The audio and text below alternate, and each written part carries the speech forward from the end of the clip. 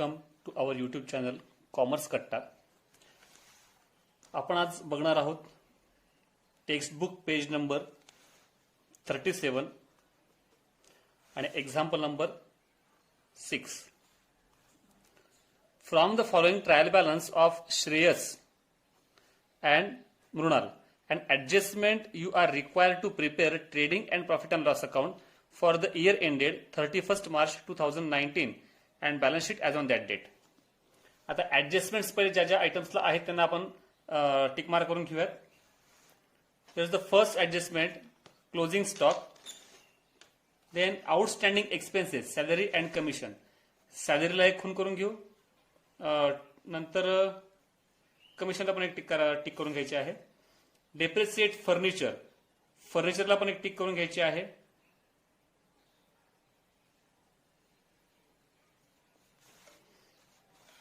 Then provide for further bad debts, bad debts म्हटल्यानंतर bad डेब्ट्सला एक खून करून घ्यायची आहे आणि सन्ड्री डेटर्सला एक करायची आहे.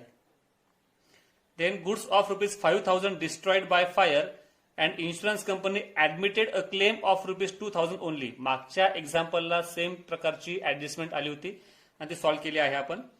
Shreyas and Mrunal are sharing profits and losses in the ratio, म्हणजे त्यांचा प्रॉफिट किंवा लॉस जो काही येईल तो वाटण्याचा रेशो त्यांनी दिलेला आहे 2:1. म्हणजेच काय, 2+1 बरोबर 3, म्हणजेच 2/3 आणि 1/3 असा यांचा रेशो आपल्याला असणार आहे. तर आपण आता सर्व आयटम्सला खुणा करून घेतलेल्या आहेत. तर आपण प्रथम ऍडजस्टमेंट्स करून घेऊयात. पहिली आहे क्लोजिंग स्टॉक ₹30,000. ही ऍडजस्टमेंट प्रत्येक एक्झाम्पलला असते. मग प्रथम बॅलन्स शीटच्या ऍसेट साईडला घेऊन टाकतो. Closing stock 30,000 and another effect given to trading account credit side.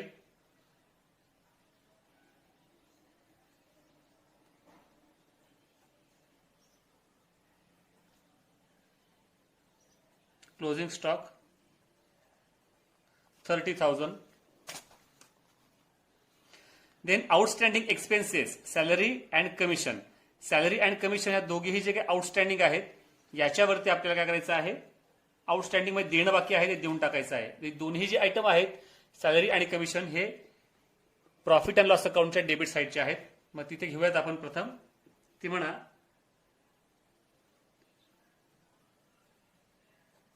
To salary 6,000 इनरला घ्या, सोबतच सोडवायचे आपल्याला.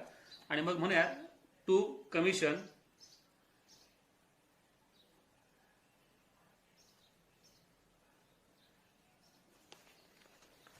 कमिशन आहे 2,400.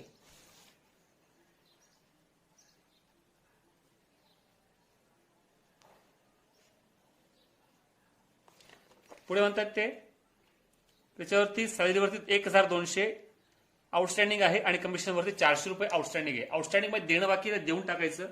म्हणून इथे म्हणायचं ऍड आउटस्टँडिंग 1,200, आउटरला येतील 7,200. कमिशन मध्ये म्हणायचं ऍड आउटस्टँडिंग ₹400, आउटरला 2,800. आता देणं बाकी आहे म्हणजे आपला दुसरा इफेक्ट आला पाहिजे बॅलन्स शीटच्या लायबिलिटी साईडला. इथे जवळपास 6 ते 7 जागा सोडून मग म्हणायचं आहे, कारण तिथे आपल्याला कॅपिटल घ्यायचं आहे. Outstanding salary and commission 1,200 and 400. आउटरला येतील 1,600. Then depreciate furniture, furniture depreciation काढायचं आहे. फर्निचर घ्या, किती आहे ₹20,000. ऍसेटला घ्या फर्निचर 20,000, त्याच्यावरती 10% डेप्रिसिएशन करायचं आहे म्हणून घ्या, लेस 10% डेप्रिसिएशन. 10% म्हटल्यानंतर किती येईल? 2,000. आउटरला येतील 18,000. डेप्रिसिएशनचा दुसरा इफेक्ट नेहमी जातो प्रॉफिट अँड लॉस अकाउंटच्या डेबिटला.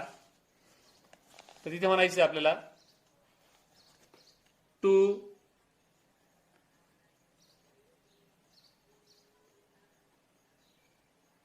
depreciation on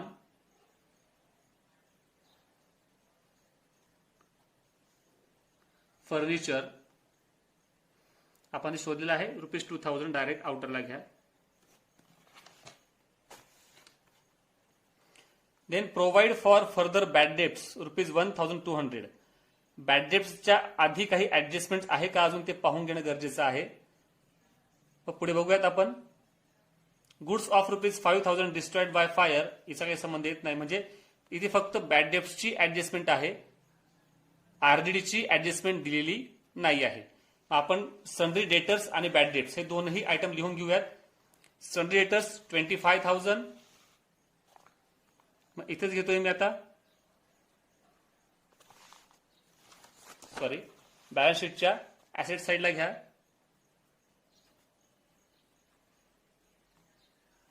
सन्ड्री डेटर्स 25,000 आणि bad debts 500. Profit and loss account debit side to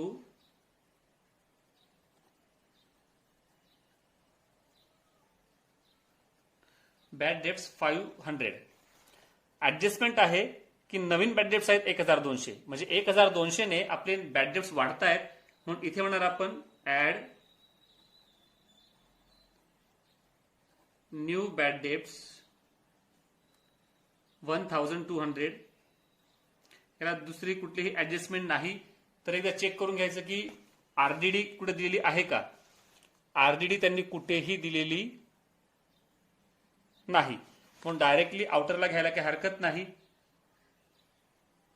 1,700 आणि डेटर्स जे आहेत, डेटर्स म्हणजे आपले एवढे पैसे येणं आहेत त्याच्यामध्ये ₹1,200 मिळणार नाहीयेत, म्हणून less new bad depths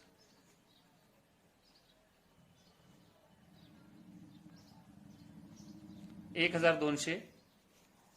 आउटरला 23,800, 23,800. Then provide झालेलं आहे. Then goods of ₹5,000 destroyed by fire and insurance company admitted a claim of ₹2,000 only. म्हणजे काय झालं, ₹5,000 माल आपला डिस्ट्रॉय झालेला आहे, जळून खाक झाला, आणि आपण इन्शुरन्स काढलेला होता त्याचा क्लेम जेव्हा केला तर आपल्याला पैसे मिळाले फक्त ₹2,000. बरोबर, म्हणजे याच्यामध्ये बघा वर्किंग नोट जाऊन त्याची बघितली, इन्शुरन्स क्लेम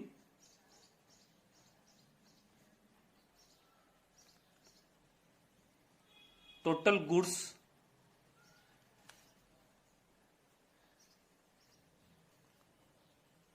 $5,000, क्लेम ऍक्सेप्टेड 2,000. याचा अर्थ काय असणार आहे, ₹3,000 आपला काय आहे, लॉस दिलेला आहे. म्हणजेच आपण बघतो की कुठलाही माल जर गेला असेल तर आपण टाकतो त्याला आपण ट्रेडिंग अकाउंटच्या क्रेडिटला. क्लेम ऍक्सेप्ट केला म्हणजे आपली आहे ऍसेट, आणि 3,000 लॉस म्हणजे आपण टाकणार कुठे, profit and loss account debit साइडला. मग पहिला इफेक्ट आपण देऊया, जेवढा माल आपला गेला आहे तेवढा पूर्ण टाकायचा. इथं आपल्याला इथे म्हणा कुठे, ट्रेडिंग अकाउंटच्या डेबिट साइडला, बाय गुड्स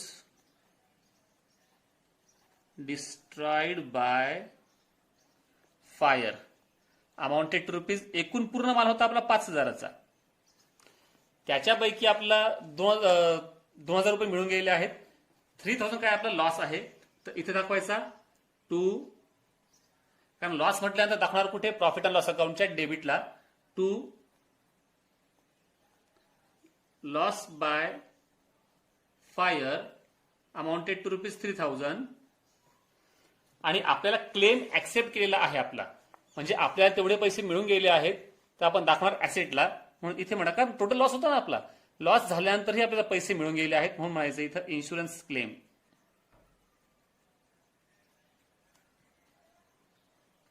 क्लेम फक्त ऍक्सेप्ट केला आपला ₹2,000 करता.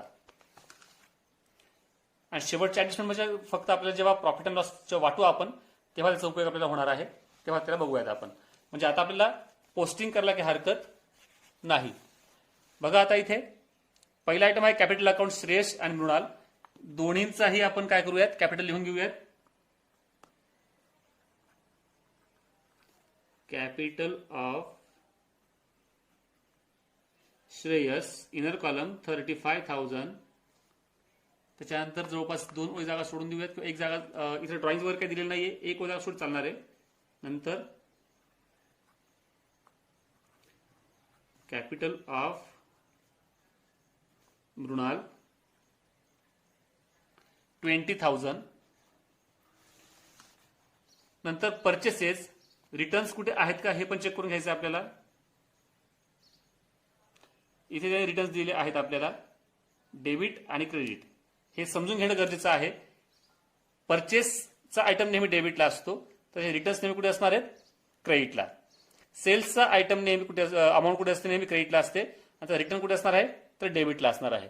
हे क्रॉस कनेक्शन लक्षात ठेवायचं आहे नेहमी आपल्याला, म्हणजे अशा वेळी आपलं कन्फ्युजन व्हायला नकोय.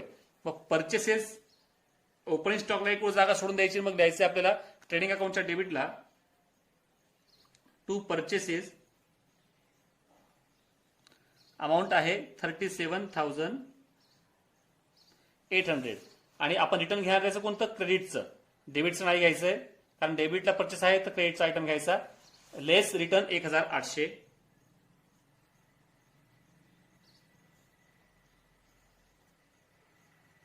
म्हणजेच अमाऊंट येईल 36,000. नंतर आहे सेल्स, मग इथे म्हणायचंय बाय सेल्स 66,700 इनरला ठेवायचे. आणि सेल्सचा ची अमाऊंट असते क्रेडिटची, म्हणजे रिटर्न कोणते असणार आहे, डेबिटचे, म्हणून लेस 1,200 रिटर्न्स.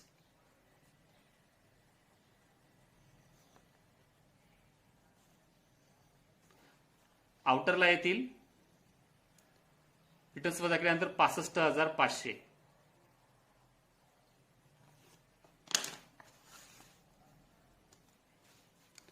पुढचं आहे बिल्स रिसिवेबल, म्हणजे ही आपली ऍसेट आहे, बिलाचे पैसे आपल्याला मिळणं बाकी आहे, येणं बाकी आहे, म्हणून ऍसेट साईडला घ्या.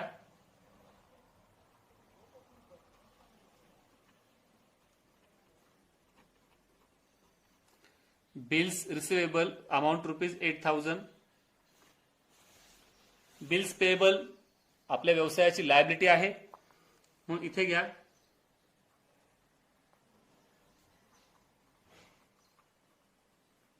Bills payable 6,500. कमिशन झालेलं आहे, सॅलरीज पण झालेला आहे. इन्शुरन्स, याला इंटरनली ऍडजस्टमेंट आहे. इन्शुरन्स कुठे असतो नेहमी, तर प्रॉफिट अँड लॉस अकाउंटच्या डेबिटला घ्या पहिले इन्शुरन्स.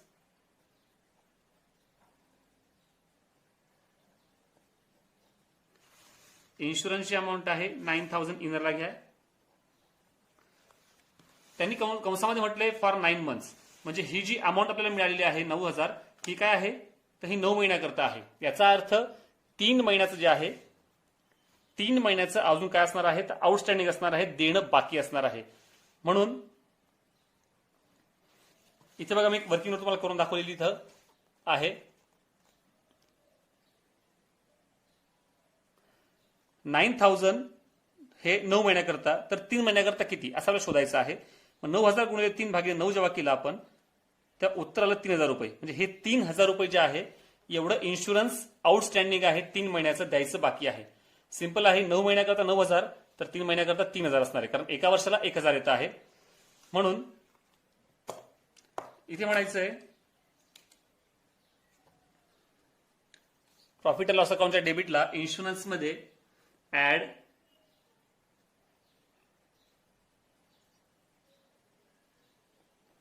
आउटस्टँडिंग 3,000, आउटरला येतील 12,000. आणि दुसरा इफेक्ट देणं बाकी आहे, म्हणजे आपली लायबिलिटी म्हणून घ्यायचं इथं आउटस्टँडिंग इन्शुरन्स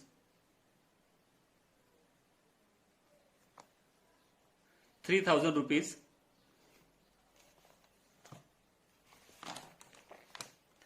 पुढचं आहे प्रीपेड रेंट. ऍडजस्टमेंट दिले असते तर आपण 2 इफेक्ट दाखवले असते. आधीच पेड केलं आहे म्हणजे आपल्या व्यवसायाचं ही झाली आता मालमत्ता, म्हणून टाकायचं ऍसेट साईडला.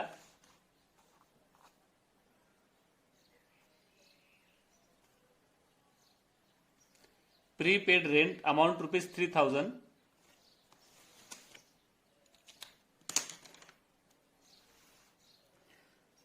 नंतर सनरी क्रेडिटर्स, याला कुठलीही ऍडजस्टमेंट नाहीये म्हणून डायरेक्टली घ्यायचंय आपल्याला लायबिलिटी साईडला.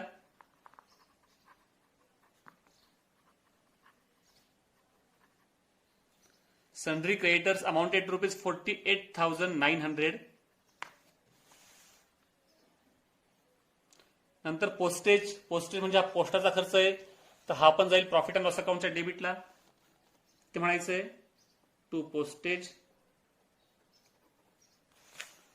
अमाऊंट आहे 1,700.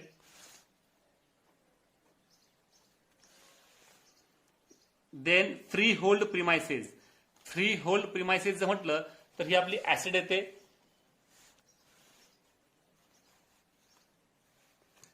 माहिती म्हणायचं आहे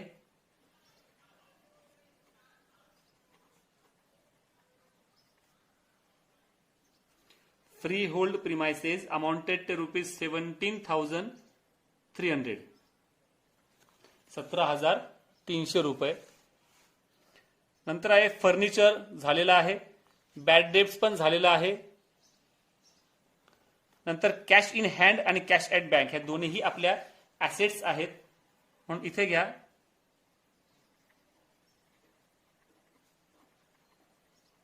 कॅश इन हँड अमाऊंट आहे त्याची 16,000 रुपये. कॅश ऍट बँक त्याची अमाऊंट आहे कॅश इन हँडची 4,500 आहे आणि बँकेची 16,000 आहे.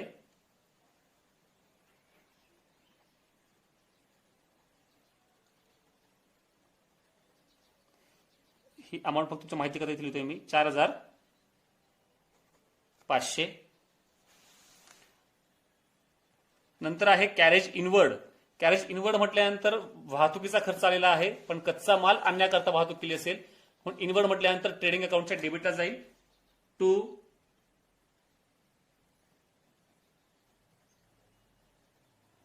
Carriage inward 800 rupees. आणि कॅरेज आउटवर्ड म्हटल्यानंतर प्रॉफिट अँड लॉस अकाउंटच्या डेबिटला गेलं पाहिजे. मग इथं म्हणायचं टू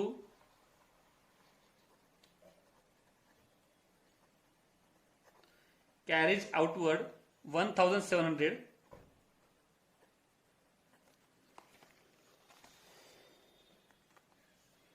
देन स्टॉक 1/4/2018 म्हणजे हा असणार आहे ओपनिंग स्टॉक.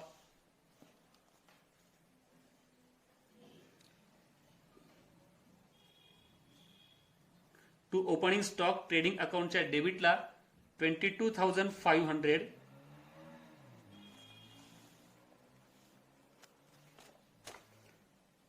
देन रिटर्न झालेला आहे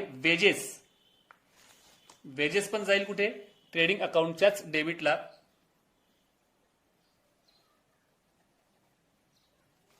वेजेसची अमाऊंट आहे 3,100. नंतर आउटस्टँडिंग वेजेस म्हटलेलं आहे.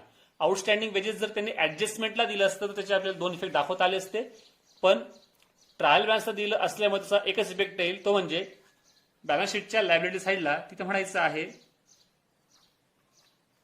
Outstanding wedges 1600. सर्व आयटम संपलेले आहेत, कुठलाही आयटम बाकी नाही. तर आपण आता क्लोजिंगला सुरुवात करूयात. फक्त लक्षात असू द्या की त्यांचा नेट प्रॉफिट किंवा लॉस वाटण्याचा रेशो त्यांनी दिलेला आहे, तो रेशो आहे 2:1 म्हणजे 2 अधिक 1 3. हा लक्षात असू द्या. प्रथमतः ट्रेडिंग अकाउंट आपण क्लोज करणार आहोत. ट्रेडिंग अकाउंट क्लोज करताना क्रेडिट साईडची बेरीज पहिली आपण जेव्हा केली तर ती येते आहे 1,05,000.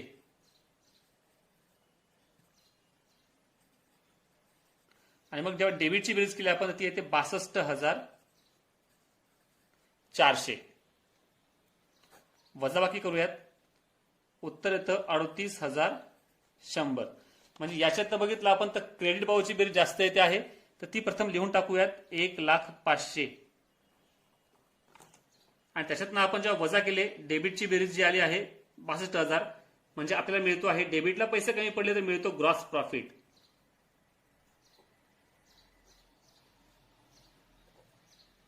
Gross profit carried down 38,100.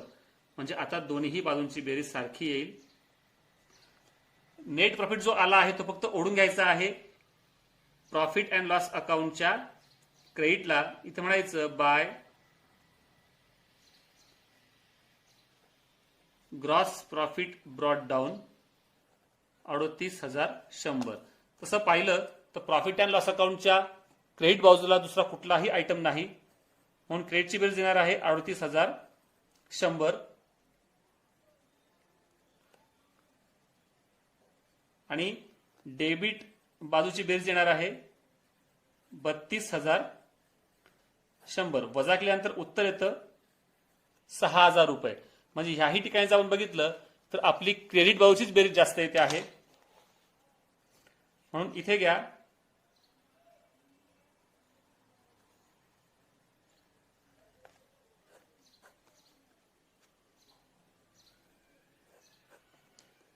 38,100. म्हणजेच क्रेडिट बाजूची बेरीज जास्त होती. डेबिटला कमी पडतायत म्हणजे असणार आहे net profit. To net profit carried down Shreyas आणि मृणाल. बरोबर. आपला एकूण नेट प्रॉफिट आलेला आहे 6,000 रुपये.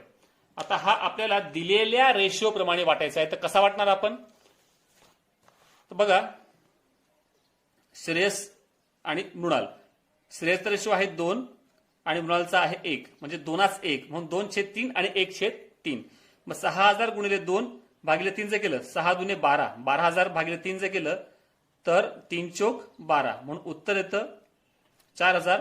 आणि इथं 6 1 6 म्हणजे 3 दुने 6, तर इथे उत्तर येणार 2,000. 4 अधिक 2 किती होतात, बरोबर होतात आपले 6,000. म्हणजे आपण 6,000 कसे वाटले, तर श्रेयसला 4,000 आणि मृणालला 2,000. मग इथे घ्या श्रेयसला 4,000 आणि मृणालला 2,000. दोन्हीही बाजूंची टोटल सारखी येणार आहे. आता आलेला नेट प्रॉफिट आपण काय करणार, त्यांच्या खात्यावरती ऍड करणार आहोत. इथे कुठल्याही प्रकारचं ड्रॉइंग वगैरे दिलेले नसल्यामुळे डायरेक्टली आपण नेट प्रॉफिट ऍड करणार आहोत. मग इथे म्हणायचं आहे ऍड नेट प्रॉफिट. श्रेयसचा आहे 4,000, आउटरला येईल 39,000 आणि मृणालचं net profit add net profit 2,000 rupees. आउटरला येणार आहे 22,000 रुपये.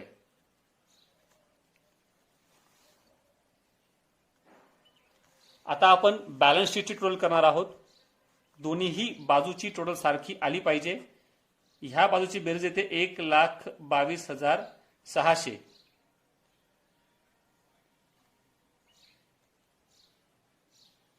हे 4,500 आहे, तशात ठेवा फक्त. बेरीज येईल, ही पण सेम येते आहे 1,22,600. तर अशा प्रकारे हे एक्झाम्पल इथे आपलं पूर्ण झालेलं आहे. पेज नंबर 37, एक्झाम्पल नंबर 6 हे इथे आपलं पूर्ण झालेलं आहे. मी एकदा तुम्हाला फक्त दाखवून देतो. हे झालं आपलं ट्रेडिंग अकाउंट. नंतर प्रॉफिट अँड लॉस अकाउंट, नंतर बॅलन्स शीट आणि नंतर वर्किंग नोट. तर अशा प्रकारे हे एक्झाम्पल आपल्याला सॉल्व्ह करावं लागणार आहे. धन्यवाद.